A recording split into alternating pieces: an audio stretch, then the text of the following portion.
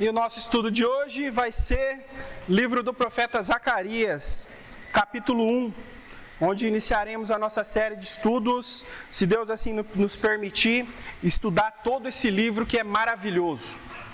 Esse livro aqui é fantástico. Ele tem 8 visões que são muito reveladoras, visões que já foram cumpridas, mas que também se cumprirão no futuro. É um livro espetacular, muito bom. E o profeta Zacarias, o nome dele, traduzido assim para a nossa língua, seria O Senhor se lembra. Se a gente vê o contexto desse livro, ele se passa no ano 520 a.C., tempo em que o povo de Deus estava cativo na Babilônia. E já tinha passado 70 anos que eles estavam ali. Eles estavam cativos porque eles estavam sendo castigados pela sua desobediência, pela sua má conduta. Mas aqui no tempo de Zacarias, esse castigo de Deus sobre eles já estava na hora de acabar. Já estava na hora deles voltarem para a sua terra, voltar para Jerusalém, reconstruir a cidade, reconstruir o templo e reconstruir de novo a nação. Isso era o que Deus queria deles. E Zacarias, também o profeta que era seu contemporâneo, o profeta Ageu, que nós já estudamos, não sei se vocês se lembram, estudamos todo esse livro também, foram os profetas que foram enviados por Deus para animar o povo. Vamos reconstruir Jerusalém, vamos reconstruir a nossa cidade, vamos voltar a fazer com que o nosso povo tenha dignidade, que eles voltem para a sua terra, que eles podem adorar a Deus do jeito que eles gostam, que eles possam adorar a Deus numa terra em que não tenha deuses estranhos. Então, esse é o contexto do livro. E o livro de Zacarias, ele é conhecido como Apocalipse do Velho Testamento. Porque as revelações que foram dadas a Zacarias, elas são para o tempo dele e também para o futuro. E ele também é chamado de o livro mais messiânico do Velho Testamento. O que isso quer dizer? É o livro do Velho Testamento que tem mais menções ao Messias, ao nosso Senhor Jesus Cristo. O livro que mais fala dele, mais revela sobre ele no Velho Testamento. Por isso eu escolhi esse livro para estudar com os irmãos. Então nós vamos fazer a nossa primeira leitura. Nós vamos ler dos versículos 1 até o 6. Uma exortação ao arrependimento. Vamos lá. No 8º mês do 2º ano de Dário, veio a palavra do Senhor ao profeta Zacarias, filho de Baraquias, filho de Ido, dizendo: O Senhor se irou fortemente contra vossos pais. Portanto, dize-lhes: Assim diz o Senhor dos Exércitos: Tornai-vos para mim, diz o Senhor dos Exércitos, e eu me tornarei para vós, diz o Senhor dos Exércitos. E não sejais como os vossos pais, aos quais clamavam os primeiros profetas, dizendo: Assim diz o Senhor dos Exércitos: Convertei-vos agora dos vossos maus caminhos e das vossas más obras. Mas não ouviram, nem me escutaram, diz o Senhor. Vossos pais, onde estão? E os profetas, viverão eles para sempre? Contudo, as minhas palavras e os meus estatutos que ordenei aos profetas, meus servos, não alcançaram a vossos pais? E eles voltaram e disseram: Assim como o Senhor dos Exércitos fez tensão de nos tratar segundo nossos caminhos e segundo as nossas obras, assim Ele nos tratou. Irmãos, acabou o cativeiro, acabou os 70 anos de sofrimento, acabou os 70 anos de ter que viver num país onde se adoravam os deuses estranhos, os deuses feitos por mãos de homens. Acabou esse tempo. Chegou o tempo de reconstruir, de fazer tudo novo, recuperar aquilo que eles tinham perdido, que era o mais importante para eles, a sua terra, pois aquela terra Deus prometeu a eles ainda lá no Egito, e 40 anos eles andaram no deserto, esperando alcançar essa promessa. A terra que, como diziam espiões, que foram ver a terra e voltaram, falaram que era uma terra que manava leite e mel, uma terra abençoada e próspera. Eles estavam voltando para essa terra. Acabou. Deus falou, olha, acabou o castigo, vamos voltar. Mas primeiro, o que ele pede? Uma exortação ao arrependimento. Para vocês recuperarem aquilo que foi perdido, aquilo que foi tirado de vocês, por causa de uma desobediência, por causa de um mau comportamento. Antes de você tomar posse daquilo, vocês precisam se arrepender. Se voltar, se converter. O que significa a palavra conversão? Na autoescola a gente aprende. Conversão à esquerda, quer dizer, a próxima rua você vira à esquerda. Conversão à direita. A conversão é, você está indo nessa direção, converta-se. Vai para outro caminho, porque esse que você está indo vai te levar para a morte, vai te levar para a destruição. E aqui o Senhor exorta, arrependam-se, porque eu vou devolver a terra de vocês, porque eu vou devolver as suas casas, porque eu vou devolver o templo e vocês vão me adorar de novo, assim como eu planejei para vocês desde o início. E no versículo 3, tornai-vos para mim e eu me tornarei para vós. Deus se refere, entre outras coisas, à reconstrução do templo.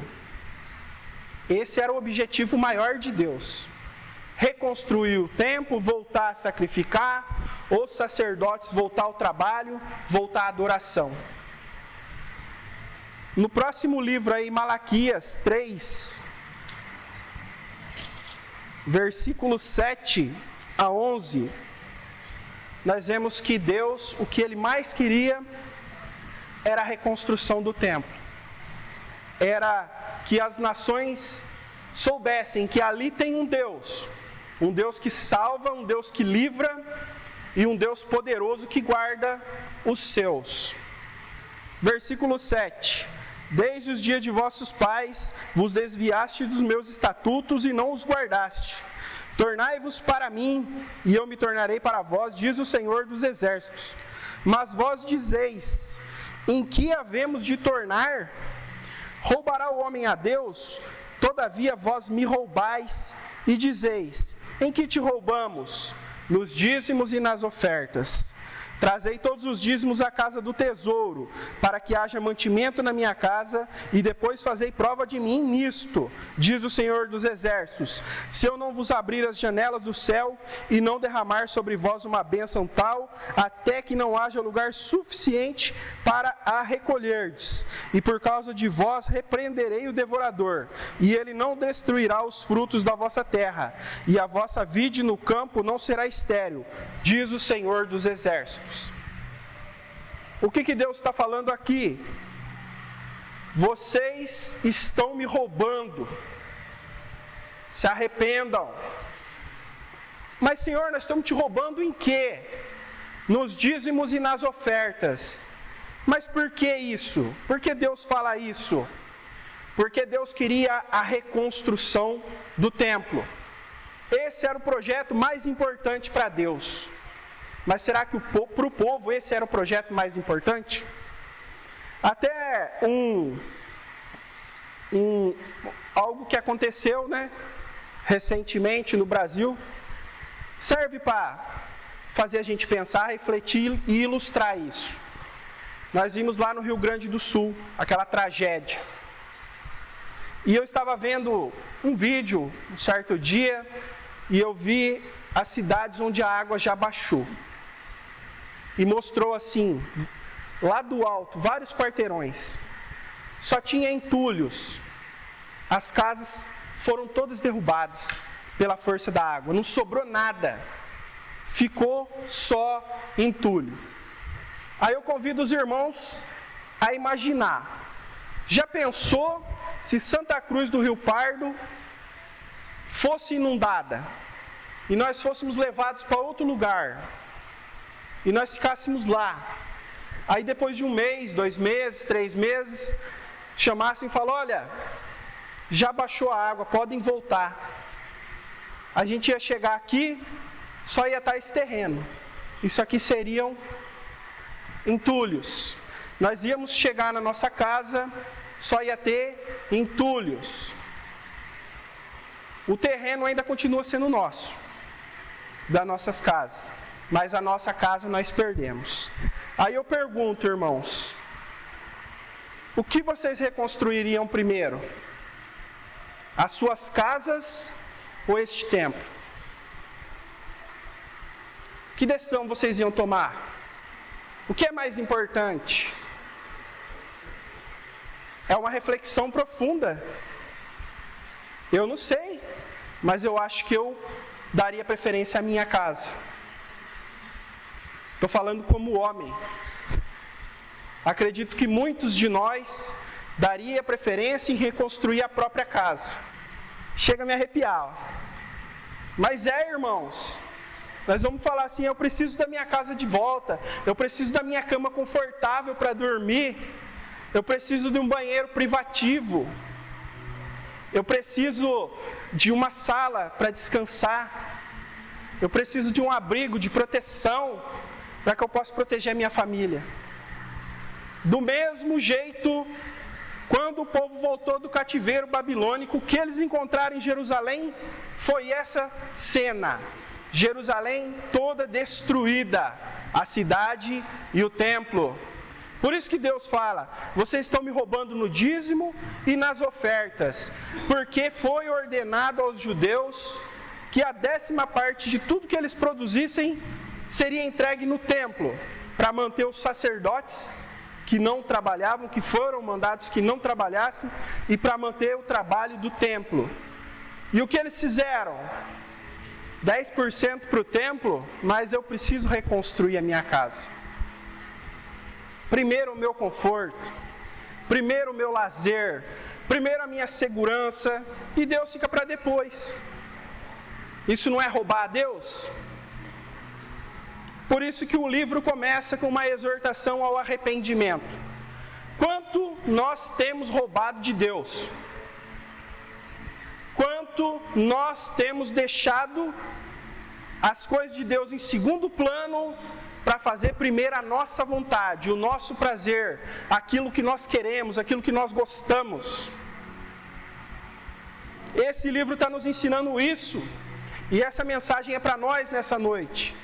Mais importante é a obra de Deus, mais importante é o trabalho de Deus, do que as nossas vontades, os nossos prazeres, a nossa segurança, porque tudo nessa terra passa.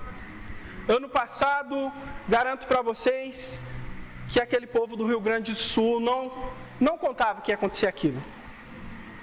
Eles não esperavam que alguns dias depois eles ficariam sem as suas casas.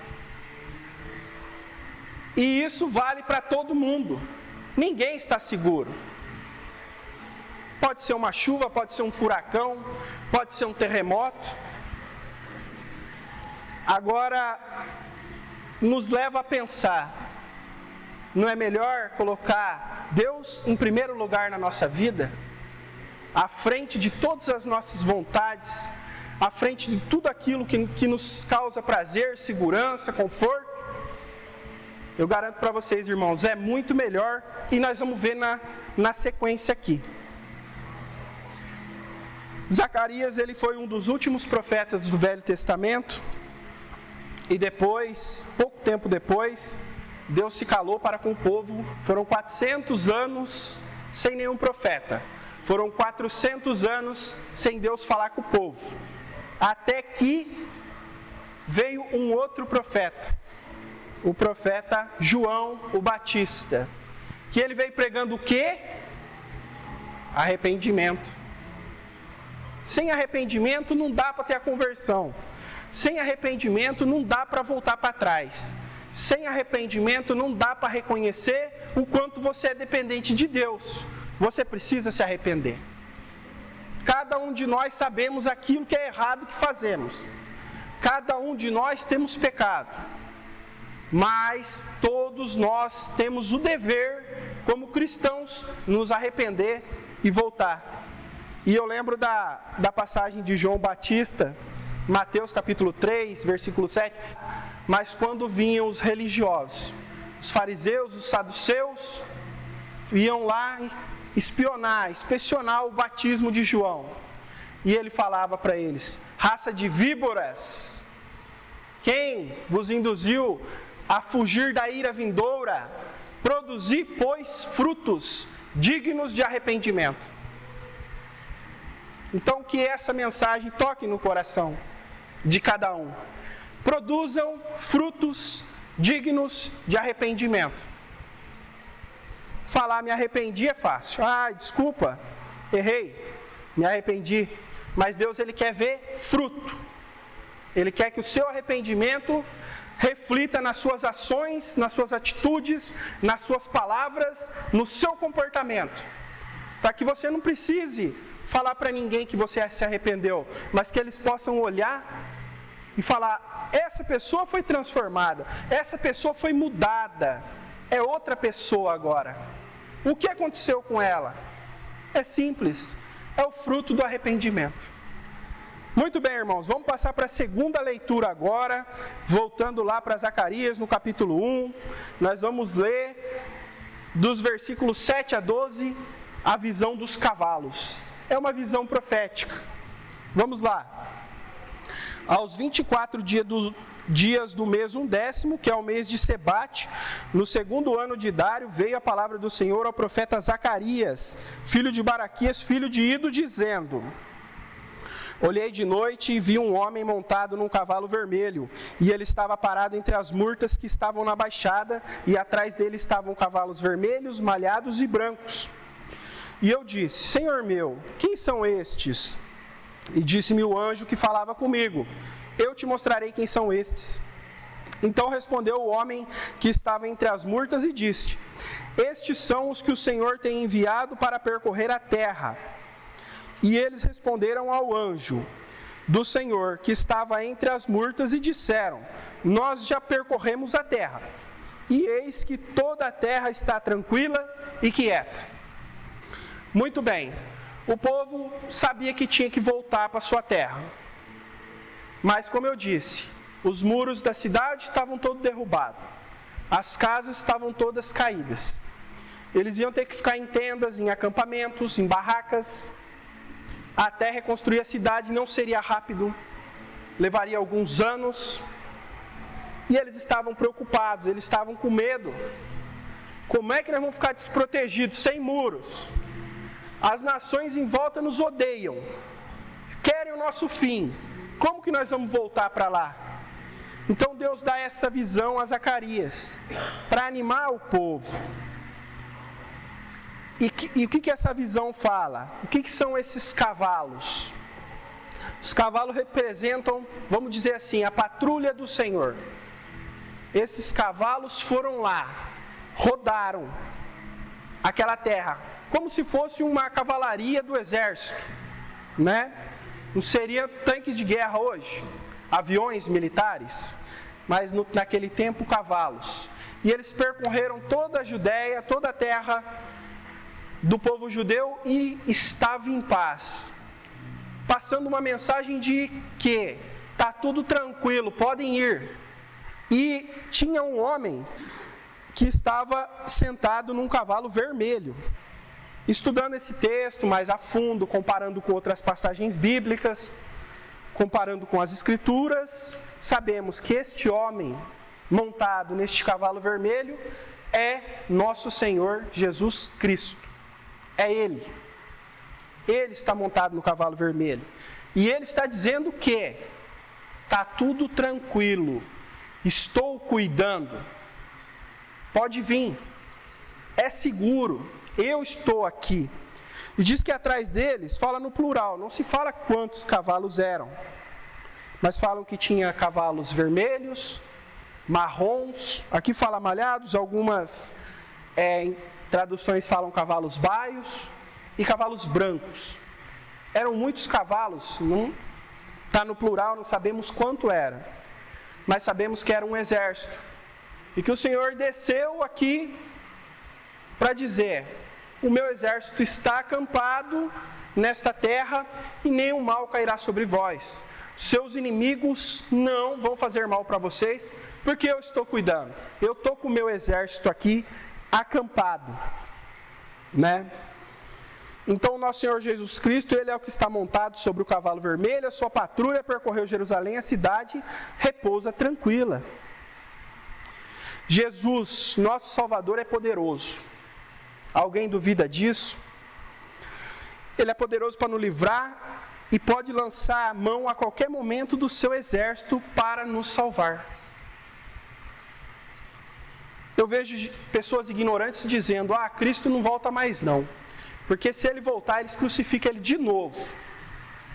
Pobre de quem fala isso, não sabe de quem está falando, porque foi dado a Cristo todo o poder no céu e na terra, e essa terra só não é destruída nesse momento e agora, porque aqui estão pessoas a quem Cristo clama por elas, a quem Cristo mantém pelos crentes, senão tudo isso seria destruído. E uma demonstração desse poder de Cristo, desse exército que Ele tem, nós vamos encontrar lá em Mateus capítulo 26, vamos dar um pulinho lá. Na noite que Jesus foi traído, né, e foi entregue aos soldados para ser executado, chegou os soldados até ele, e o que Pedro fez? Sacou a espada e cortou a orelha do mal. Cortou a orelha. É nesse momento que nós vamos, esse contexto que nós vamos ler essa passagem. Versículo 51. E eis que um dos que estavam com Jesus, que era o apóstolo Pedro, estendendo a mão, puxou da espada e, ferindo o servo do sumo sacerdote, cortou-lhe uma orelha. Então Jesus disse-lhe: embainha a tua espada, porque todos os que lançarem mão da espada, a espada morrerão. Ou pensas tu que eu não poderia agora orar ao meu Pai, e que Ele não me daria mais de 12 legiões de anjos? Não precisa me defender. Eu estou me entregando voluntariamente. Eu vou para aquela cruz, mas eu vou por vontade própria. Eu vim aqui para fazer esse papel. Eu vim aqui para morrer por vocês. Porque se eu não morrer naquela cruz, vocês não têm salvação. E vocês acham que esse exército dos romanos, ou esses sacerdotes da sinagoga que vieram me buscar, eles teriam poder se eu não quisesse ir? Ele fala que ele oraria e no mesmo momento o Pai enviaria 12 legiões de anjos. Quanto seria 12 legiões de anjos? Vamos dizer, uma legião, né, conta com 6 mil. 6 mil homens. Essa é uma legião. 12 legiões, 72 mil. 72 mil anjos. Supondo que essas 12 legiões estariam lá no Velho Testamento, voltando para o livro de Zacarias, estariam lá com aquele homem que estava entre as murtas, que estava entre as árvores, entre os arbustos. 72 mil estavam lá, não havia o que temer. Pelas contas que eu fiz, né, e pelas pesquisas, mais ou menos os que voltaram do exílio da Babilônia para Israel, para Judá, mais ou menos 70 mil pessoas foi o que voltaram. Então teria 72 mil, teria mais do que um anjo de proteção para cada pessoa. Mas ainda assim eles temiam, porque a gente costuma temer aquilo que a gente não enxerga. A gente quer ter segurança com os nossos sentidos. Eu quero ouvir, eu quero ver, eu quero sentir. Mas Deus espera de nós fé. Que nós creiamos nele. Ele vai nos proteger. Ele vai nos guardar. Ele vai nos assegurar até o final. Ele é poderoso para fazer. E se o inimigo tiver que tirar a nossa vida e conseguir, é da permissão dele. Porque se Ele não permitir, ninguém tem poder contra nós. Então, quando você se arrepende, que é o começo da mensagem, e você está com Cristo, você não precisa temer. Vai dar certo. O pior que você pode encontrar é a morte. E eu vi uma frase esses dias que falava assim: a terra é o mais perto do inferno que o crente vai chegar. O mais perto do inferno que o crente vai experimentar é essa terra aqui. Já o ímpio, aquele que vai ser condenado, o mais perto do céu que ele vai experimentar é essa terra. Então cada um pode fazer a sua escolha. É experimentar o inferno aqui, uma eternidade com Cristo, de paz, de vida eterna, de regozijo, ou aproveitar os prazeres dessa terra e sofrer eternamente no inferno. Parece bem lógico essa reflexão. Parece que é uma escolha muito fácil, mas a maioria prefere a condenação. Então, os cavalos da primeira visão representam Deus falando para Zacarias e para todo o povo: percorri a terra, ela repousa tranquila. Eu estou guardando. Voltem. Reconstruam a cidade, reconstruam o templo, porque eu vou guardar vocês. E ele estava sentado num cavalo vermelho. Depois nós vamos chegar em Apocalipse, que lá o cavalo vermelho de Apocalipse significa derramamento de sangue, guerra. Um cavaleiro que tinha uma espada, que passava correndo e decepando as cabeças. Aqui o simbolismo é o mesmo. Os inimigos serão destruídos, fiquem tranquilos. Vocês não precisam levantar a mão para eles. Eu vou derrubar cada um. Cada um vai cair e vocês estarão seguros. Mas primeiro, lembrem-se que o mais importante é reconstruir o meu templo e prestar adoração a mim. Depois, tudo será dado, como diz aquela passagem: buscai primeiro o reino de Deus e a sua justiça, e todas as outras coisas vos serão acrescentadas. Que isso, cada um de nós, principalmente eu, possa levar no coração hoje. Primeiro, as coisas de Deus. Depois, Ele vai suprir todas as nossas necessidades, com certeza. Voltando lá, vamos fazer a terceira leitura. Vamos ler dos versículos 12 até o 17. Vamos lá. Então o anjo do Senhor respondeu e disse: ó Senhor dos exércitos, até quando não terás compaixão de Jerusalém e das cidades de Judá, contra as quais tiveste tirado esses 70 anos? E respondeu o Senhor ao anjo que falava comigo com palavras boas, palavras consoladoras. E o anjo que falava comigo disse-me: clama dizendo: assim diz o Senhor dos exércitos, com grande zelo estou zelando por Jerusalém e por Sião, e com grande indignação estou irado contra os gentios em descanso, porque eu estava pouco indignado, mas eles agravaram o mal. Portanto, assim diz o Senhor: voltei-me para Jerusalém com misericórdia, nela será edificada a minha casa, diz o Senhor dos exércitos, e o cordel será estendido sobre Jerusalém. Clama outra vez dizendo: assim diz o Senhor dos exércitos, as minhas cidades ainda aumentarão e prosperarão, porque o Senhor ainda consolará a Sião, ainda escolherá a Jerusalém. Quem que clamava a Deus para que Jerusalém voltasse à sua glória? Quem clamava aqui? É o anjo que falava com ele. Quem é o anjo que falava com ele? O que estava sentado sobre o cavalo vermelho. Quem estava sentado sobre o cavalo vermelho? Nosso Senhor Jesus Cristo. Ele desce do seu trono e vem até aqui para dar segurança para o seu povo. Fiquem tranquilos, estou com o meu exército, podem voltar. Ele clama a Deus: Senhor, até quando? Acabou os 70 anos. Quando é que vai voltar a terra de Judá, a terra de Israel, vai voltar a ser uma nação que adora a Deus, uma nação próspera, que trabalha, que constrói, que planta o seu fruto e que colhe o fruto do seu trabalho. Até quando? Então nós vimos o quê? Jesus é o nosso intercessor diante de Deus. Além de se compadecer de nós, Ele mesmo luta e guerreia pelas nossas causas. É o único meio de acesso a Deus. É o único caminho para entrar no céu. Há religiosos que se dizem vigários de Deus. Para mim são vigaristas. Porque a Bíblia é bem clara. Entre Deus e os homens só tem um.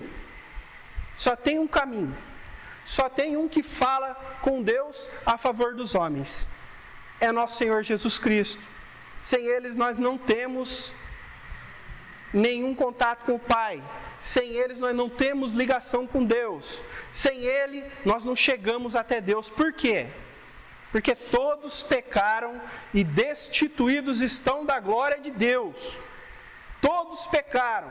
Todos foram separados de Deus. O que trouxe o homem de volta à presença de Deus? O sangue de nosso Senhor Jesus Cristo, derramado na cruz para a nossa salvação. Através desse sacrifício, nós tivemos o perdão e pudemos nos reconciliar com Deus. E podemos ter o direito de ser chamados de seus filhos. E Cristo intercede por nós, né? A intercessão de Jesus aqui, nessa passagem, né, foi muito efetiva, porque mais tarde os trabalhos começaram, livros de Esdras e Neemias contam essa história, a cidade foi reerguida, os muros foram reconstruídos, as fendas dos muros foram tapadas, eles trabalhavam com uma enxada na mão e com uma espada na outra, porque os inimigos não queriam que Jerusalém fosse reconstruída, os inimigos não queriam que o templo fosse reerguido, mas Deus assegurou, e assim foi feito, por intercessão de quem? De nosso Senhor, por intercessão dele, por um pedido dele ao Pai, que atendeu. Por que o Pai atende a Cristo? Porque Ele é o Filho obediente. Ele é o Filho que cumpre a vontade do Pai. Em primeiro lugar, quando Cristo estava na ânsia da morte, Ele falou: Pai, se possível afasta de mim esse cálice. Porque Ele sabia o quanto Ele ia sofrer, o quanto Ele ia ser humilhado naquela cruz, o quanto Ele ia ser rejeitado, a dor que só Ele sabia que Ele ia passar. Mas Ele falou: contudo se faça a tua vontade. E Ele foi obediente. Ele poderia ter chamado as 12 legiões de anjos e não ter sido crucificado. Nós estaríamos perdidos. Mas Ele é o Filho obediente. Outra coisa, outra lição que podemos tirar. A igreja, nós intercedemos pelo mundo. Nós pedimos ao Pai em nome de nosso Senhor Jesus Cristo. Mas nós, intercedendo pelos outros, nós temos que pensar que, pelo menos o mínimo, nós precisamos ser obedientes, andar na vontade de Deus para que Ele nos escute. Cristo pedia, Deus atendia. Às vezes pedimos e não temos, como diz aquela passagem conhecida, porque pedimos mal para gastar nos nossos deleites. Andar em arrependimento, em sinceridade com Deus, nós temos acesso ao Pai. Andar em obediência, Deus atende às nossas orações. E nós somos abençoados. Muito bem. Vamos para a quarta leitura. E a última, para encerrarmos esse livro, vai ser a segunda visão. É uma visão de 4 chifres e 4 carpinteiros. Zacarias capítulo 1, versículos 18 até o 21. E levantei os meus olhos e vi, e eis 4 chifres. E eu disse ao anjo que falava comigo: que são estes? E ele me disse: Estes são os chifres que dispersaram a Judá, a Israel e a Jerusalém. E o Senhor me mostrou 4 carpinteiros. Então eu disse: que vêm estes fazer? E ele falou dizendo: estes são os chifres que dispersaram a Judá, de maneira que ninguém pôde levantar a sua cabeça. Estes, pois, vieram para os amedrontarem, para derrubarem os chifres dos gentios que levantaram o seu poder contra a terra de Judá, para a espalharem. 4 chifres, representando os pontos cardeais: norte, sul, leste, oeste. Todas as nações em volta de Israel, de Judá, todos eles odiavam o povo de Deus. Todos eles odiavam. E esses 4 pontos cardeais, norte, sul, leste e oeste, são representados por 4 chifres. O chifre na Bíblia, nesse contexto profético, ele representa poder, autoridade. Os poderosos do mundo, aqueles que mandavam. Mas aqui diz que o Senhor me mostrou 4 carpinteiros. Estes, pois, vieram para os amedrontarem, para derrubarem os chifres dos gentios. Então, seja do norte, seja do sul, seja do leste, seja do oeste, seja a Babilônia, seja o Egito, os amonitas, os moabitas, seja quem for, todos aqueles que oprimiram o povo de Deus seriam derrubados. Deus agiria a favor de seu povo. E a cidade seria reconstruída. Isso quer dizer que todas as nações que se rebelaram contra Israel e Judá seriam destruídas, como vimos nos capítulos 25 a 32 do livro de Ezequiel, que nós estudamos há muito tempo atrás. O livro de Ezequiel tem 48 capítulos, mas dos capítulos 25 até o 32, todo esse trecho do livro é dedicado a profecias contra as nações vizinhas, porque elas fizeram mal, desejaram mal para os judeus, desejaram mal para Judá, para Israel. Então Deus prometeu que cada uma delas seria destruídas, e assim foi e aconteceu.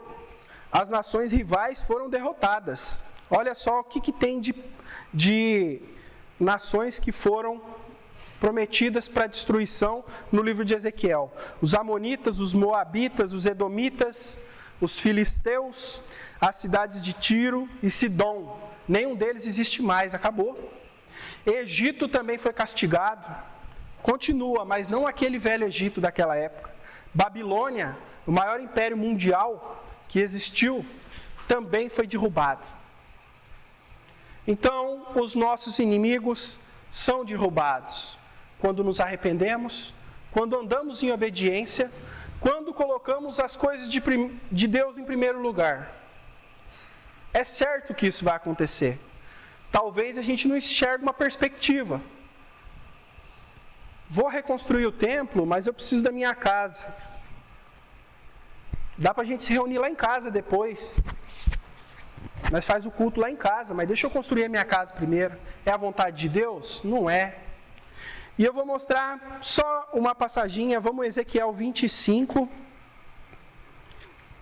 Uma das nações, não daria para citar todas as nações inimigas do povo de Israel, Mas vou citar uma que foi destruída porque riu quando viu a cidade sendo destruída, porque debochou dos judeus quando eles foram tirados da terra deles, porque bateram palmas e aplaudiram quando o templo foi derrubado. Olha o que aconteceu com eles. Capítulo 25 de Ezequiel, no versículo 1 em diante, vamos lá, até o 7. E veio a minha palavra do Senhor dizendo: Filho do homem, dirige o teu rosto contra os filhos de Amon e profetiza contra eles. E diz aos filhos de Amon: ouvi a palavra do Senhor Deus, pois diz o Senhor Deus: porquanto tu disseste: contra o meu santuário, quando foi profanado, e contra a terra de Israel, quando foi assolada, e contra a casa de Judá, quando foi ao cativeiro. Portanto, eis que te entregarei em possessão aos do Oriente, e em ti estabelecerão seus acampamentos, e porão-te as suas moradas, e comerão dos teus frutos, e eles beberão o teu leite, e farei de Rabá uma estribaria de camelos, e dos filhos de Amon um curral de ovelhas, e sabereis que eu sou o Senhor, porque assim diz o Senhor Deus, porquanto bateste com as mãos, e pateaste com o pé, e com todo o desprezo do teu coração te alegraste contra a terra de Israel, portanto eis que eu tenho estendido a minha mão sobre ti, e te darei por despojo aos gentios, e te arrancarei dentre os povos, e te destruirei dentre as terras, e acabarei de todo contigo, e saberás que eu sou o Senhor. Os amonitas não existem mais, nem nada deles.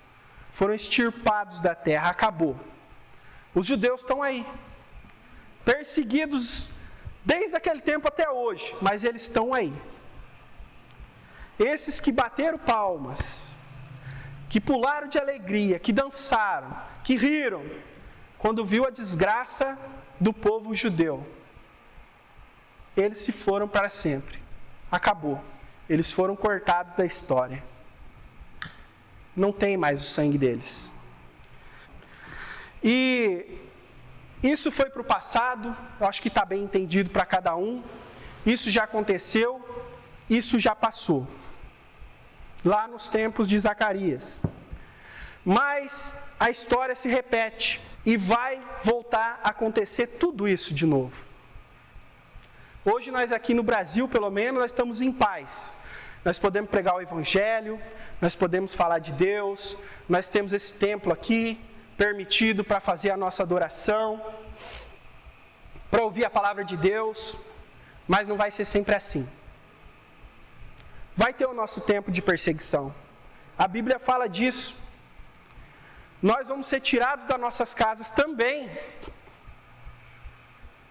Alguns vão morrer antes, mas talvez alguns de nós estaremos aqui, ou nossos filhos, ou nossos netos, para ver isso.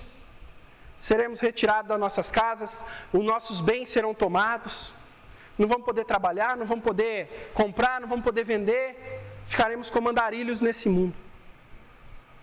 Nesse tempo vai ser muito difícil. Por isso que nós temos que aproveitar hoje que nós temos a oportunidade de pregar, de falar, de servir a Deus, enquanto é tempo, porque o tempo se aproxima. Eu estava vendo as Olimpíadas em Paris.